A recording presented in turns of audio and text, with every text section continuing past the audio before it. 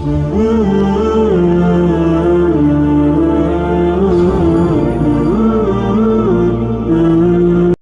صحابی نے اپنے بچے کی شادی پر اپنے گھر میں لائٹنگ نہیں کرائی، لیکن آپ کو دنیا کا کوئی عالم یہ فتویٰ نہیں دے سکتا کہ لائٹنگ کرانا حرام ہے۔ آپ شادی کے موقع پہ ساری گلی سجا لو، آپ ساری چھتوں پہ لائٹنگ کرا لو، کوئی آدمی یہ آپ کو فتویٰ نہیں دے سکتا کہ شادی کے موقع پر لائٹنگ کرانا جائز نہیں۔ کبھی سنا ہے آپ نے کسی سے؟ بولیے یہ جائز ہے، جائز پیسے ہے تو ٹھیک، بلکہ میں اس سے آگے بڑھتا ہوں، اس سے تھوڑا اور آگے جاتا ہوں۔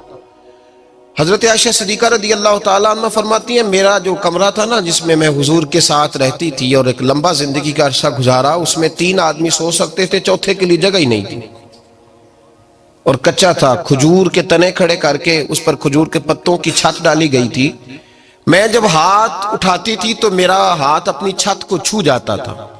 یہ ہے سنت نبی پاک کی، یہ حضور کا طریقہ ہے۔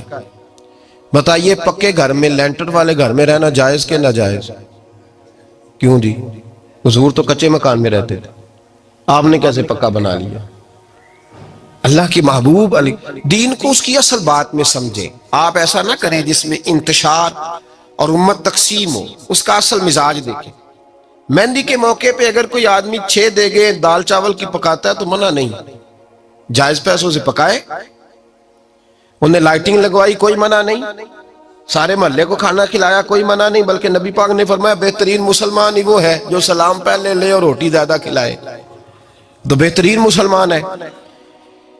ناجائز کیا ہے؟ ناجائز ہے شادی کے موقع پر بینڈ باجا بجانا، اس میں رقص کرنا، اس میں بھنگڑے ڈالنا، عورتوں مردوں کا اختلاط ہونا، عورتوں کی مووی بنانا، یہ چیزیں ناجائز ہیں۔ تو جو ناجائز ہے اس پہ پابندی لگائی جائے گی، جو جائز ہے اس کے بارے میں یہ کہا جائے گا کہ بھائی احتیاط کی جائے، سنت کی طرف دیکھا جائے تو بہتر یہی ہے۔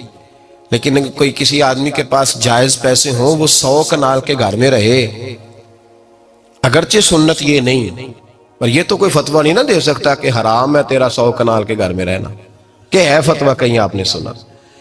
تو ہمارے ہاں تکلیف کا معاملہ یہ ہے۔ دیکھیں میرے بھائی، کسی بھی صحابی نے، بڑے درد کے ساتھ بات کر رہا ہوں اور یہ میرا درد ہے، میں درد سے اپنے دل کو، اپنے ایمان کو حاضر ناظر کہہ کے بات کر رہا ہوں۔ امت بٹ جاتی ہے ہر موقع پہ یار، ہر جگہ ہی تقسیم ہو رہی ہے امت مسلمہ، ہر روز کچھ نہ کچھ فتوے ایسے مل جاتے ہیں جس میں دراڑیں پڑتی ہیں۔ کسی صحابی نے کسی مسجد کے اندر اشتہار چھپوا کے اعلان کرا کے درس قرآن کرایا ہے کبھی؟ سیرت النبی کا جلسہ، ختم بخاری، مدرسے کا دستار فضیلت کا جلسہ، آپ نے اشتہار پڑھے ہیں نا یہ سارے مکاتب فکر کے، ہوتے ہیں کہ نہیں ہوتے؟ کسی صحابی نے اس طرح، وہ تو روز درس قرآن دیتے تھے، لیکن اس طرح اشتہار چھپوا کے، پوسٹر لگا کے، اور مصر سے کسی صحابی کو اسپیشل بلوا کے یا یمن سے بلوا کے مسجد کے اندر کبھی درس قرآن کے اجتماعات کرائے، سیرت النبی کے جلسے، ختم بخاری کے؟ او بھائی یہ ساری چیزیں حضور کے صحابہ کی سنت سے مروجہ انداز میں ثابت نہیں۔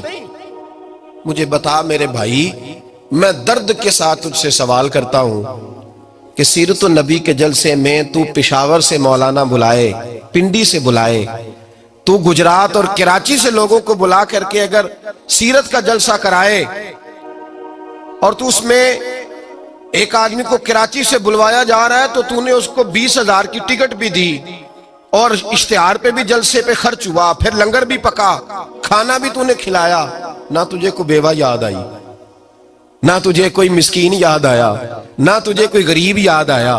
حالانکہ کہنا چاہیے تھا نا یہ جو ₹1,00,000 لگ رہا ہے کسی بیوہ کی خدمت کر دینی چاہیے، یتیم کو دے دینا چاہیے۔ درد کے ساتھ بات کر، سوال میرا یہ ہے کہ وہی کام جو سیرت کے جلسے میں ہوتے ہیں، پہلے تلاوت ہوتی ہے، پھر نعت ہوتی ہے، پھر کسی عالم کا بیان ہوتا ہے، وہی کام صرف نام بدل کے کیا جائے، عید میلاد النبی نام رکھا جائے صلی اللہ علیہ وسلم۔ یہ میں آپ کے ذہنوں پہ دستک دے رہا ہوں، تقریر نہیں کر رہا، صرف دستک دے رہا۔ او بھائی دیکھو، ایک آدمی وہی کام نام بدل کے کرے تو جائز ہے، اور اگر اس میں نبی پاک کے میلاد کا نام رکھ لیا جائے یا نعت کا نام رکھ لیا جائے تو پھر مجھے اجازت دے میں تجھ سے سوال کروں کہ صرف تجھے حضور کی تعریف پوری لگتی ہے؟